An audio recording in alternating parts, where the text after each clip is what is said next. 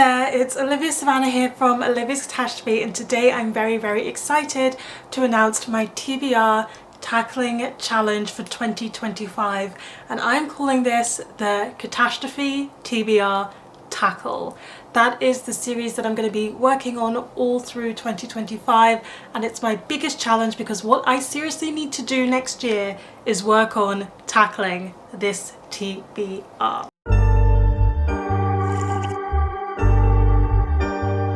So there are a number of TBR tackle videos going around. It's very popular over on BookTok. There's also Gavin, who is doing Stamp It or Shelve It, and there's Becca, who has done Stack It or Shelve It. And Drinking by My Shelf used to do a video where she would call it Balancing the Books. And I think all of those, plus the working on reading through my TBR videos on BookTok, has really inspired me to seriously tackle my TBR. Last year, or the year before last, I can't believe it's that long, I did a TBR challenge competition with Hannah from Ladette M. Last year was my year off, and now it's time to get back to it. This TBR challenge is going to be split by months. We're going to have 6 months where the mood is slow, fast, and then we're going to have 6 months where it's broken down by theme. The reason why each month is something different is because I want to systematically tackle my TBR.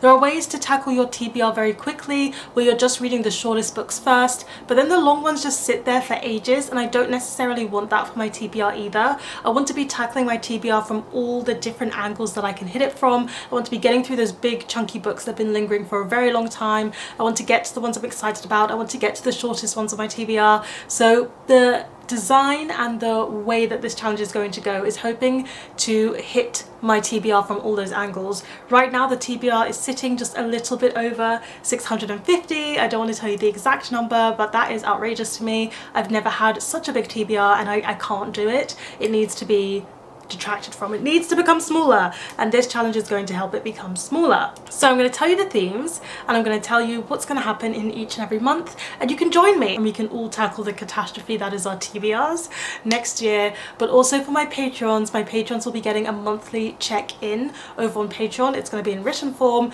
so if you are subscribed to my lowest tier, you'll be able to get that as part of your Patreon sign up. And for everybody else, I'll be doing vlogs as I go through, and I'm going to do quarterly video check-ins. So in January we're at stage 1, and that stage is called Shouty What Your Name Is. Shouty What Your Name Is. And that means I'm going to be reading the shortest books on my TBR throughout the month of January. I love reading short books in January. It's the perfect way to kick off your TBR, kick off your reading mood for the year, and buzz through a lot of books, and hopefully I'll see a big detraction in that month. Stage 2, which is February, is I like big books and I cannot lie. I like big butts and I cannot lie. I will be reading the biggest books on my TBR, and for that I might only get through 1, I might only get through 2, but whatever happens, I'm going to be tackling some of the chunky books that I've been delaying and who have been lingering on my TBR just because they are so big. In March we're going to be on stage 3, and stage 3 is a 5-star feeling. There's a fancy feeling.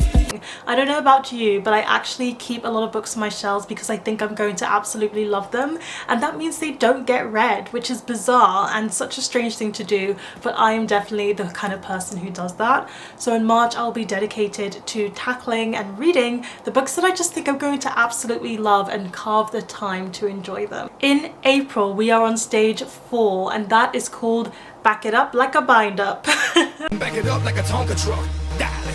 And for that one I'm going to be reading at least some installments of the bind up books that I have. I have quite a few graphic novel compendiums where they bind up a lot of books, or like short story bind ups, or like all the Grimm's fairy tales. I have that collection. So anything where it's a bind up or collection of multiple individual stories, I will be reading that. I think sometimes I put off reading those because I know I won't finish the book, or I know that it's just gonna be like read a little bit and then put back on my shelf, and that's still valid. I still need to get through those, so I'm going to take the time to slowly work my way through some, and maybe I won't finish reading anything that month, but I'll still have something to say about the installments within the bind-ups that I get through. Stage 5 is called Take a Picture, It'll Last Longer. A special picture just for me. That stage is for me to read all of my manga and graphic novels. When I say all of my, I don't think I'm going to get through all of it, but anything visual, anything that has illustrations and pictures as a key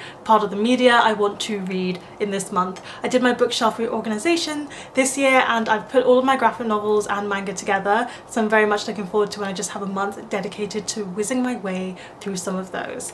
Sometimes graphic novels and manga take me longer than most people because I linger on the pictures quite a lot, and sometimes they even take me longer than it would take to read a prose book. So I'm looking forward to being able to actually take the time to get through some of those. Stage 6, June, is sequel season. The seasons change. I am terrible at sequels. I'm a standalone girly, and I think by giving myself a whole month just to read sequels, I'll be able to get through or move along with some of the series that I'm in the middle of, whether that's the second book in the series, the final book, all of those kind of sequels to me, and that is what stage 6 is. So if you've paid attention, you can see that that's quite slow, fast, slow, fast, slow, fast in terms of the rhythm of what my reading should look like and how I'm finishing books. But for the rest of the year, for the latter half of the year, it's just by theme, and it's just about like reading when I'm in the mood for. So it's like breaking it down into sections. Stage 7 in July is called Feeling Real Brand New.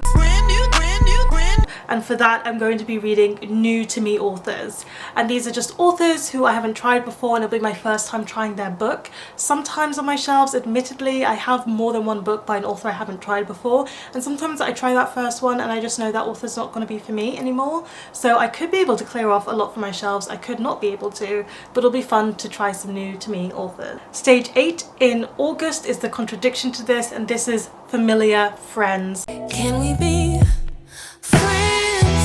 For this, I'll be reading authors that are familiar to me, who I've really enjoyed books by. Maybe they don't write sequels, but I want to read more by that author in particular because I really like their work, and maybe I just take a lot of time to do so, to read the second or the third book that they have written. So that's what I'll be doing in the month of August. Stage 9 is called The Genre Groovy, and for this I just need to read genre fiction.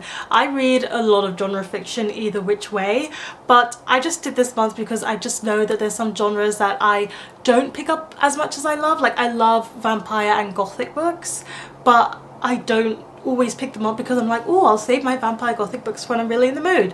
Why do I do that? So I'm gonna just read from some genres that I really enjoy, but sometimes I leave a little bit of leeway for me to read them at certain points in time, and that will be the time to read them. Stage 10 falls into October, and so I've just reserved that for Gothtober. We do Gothtober every year. It's a readathon that I help co-host, and so I'll be reading gothic and horror fiction in the month of October. November, stage 11, this is really important, and it's proof party. So for this you can also read review copies if you are joining along with me. So if you review on NetGalley, read those. If you were given a gift from a friend, if you're not a reviewer, read those. It's just anything you've been given with the intention of review or from someone so that they can hear your opinion. It's time for you to prioritize reading those books. I do often intersperse my like proof and review copy reading with my reading of choice, but November will be a month where I just want to burn through quite a lot of those because I have a little bit of a backlog and I would like to get through it, because the reason I've been sent these copies is to review and talk about them and show them off on my channel.